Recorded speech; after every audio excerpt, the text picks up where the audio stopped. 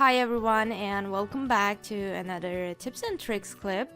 In this video I want to show you how we can set a surface eccentricity and how it affects the deformation and internal forces of a surface.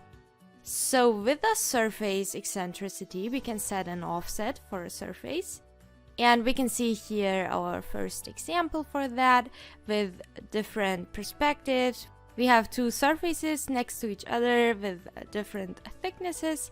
The first one has a thickness of 180 millimeters and the second one 300 millimeters. Before we begin with entering an eccentricity, you might notice that right now there is no thickness displayed on these surfaces. So for a better view, we can change that under the display menu. Here, if we expand rendering, we can find solid model and surfaces. Then there's the option field inclusive thickness.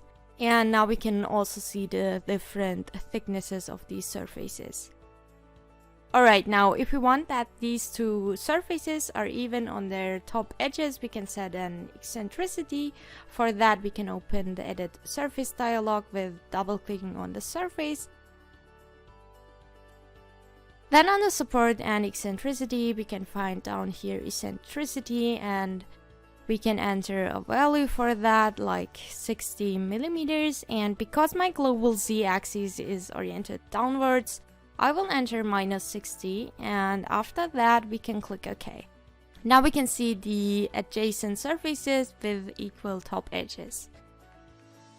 So next, our second example is a typical one where we do need a surface eccentricity. If we have, for example, a thickness jump within a plate, but both surfaces should be again planar to each other. The first plate has a thickness of 200 millimeters and the second one 500 millimeters, and again we can double click on this and type in as an eccentricity 150 millimeters. After clicking OK, we can see both edges are now even with each other.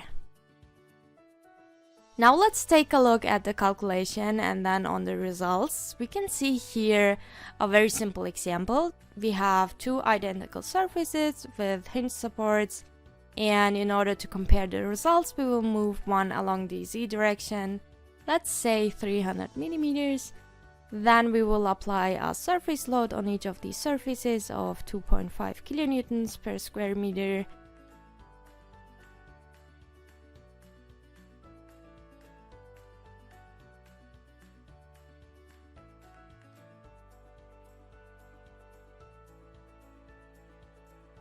And next we can click up here on the symbol called calculate all. Now for a better view, we can turn on the wireframe model and have a look at the results.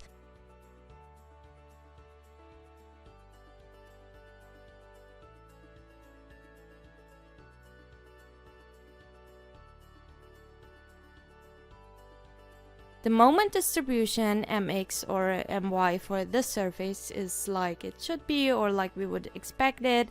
At the second surface with an eccentricity, we can see that on the free edges, restraining moments occur.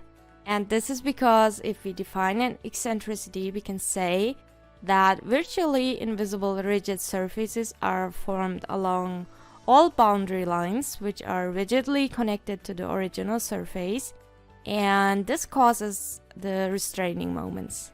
And therefore, as a tip, only apply surface eccentricities on inner surfaces and not on the surfaces with free edges. So thank you for watching. If you like this video, don't forget to like and subscribe, and until next time.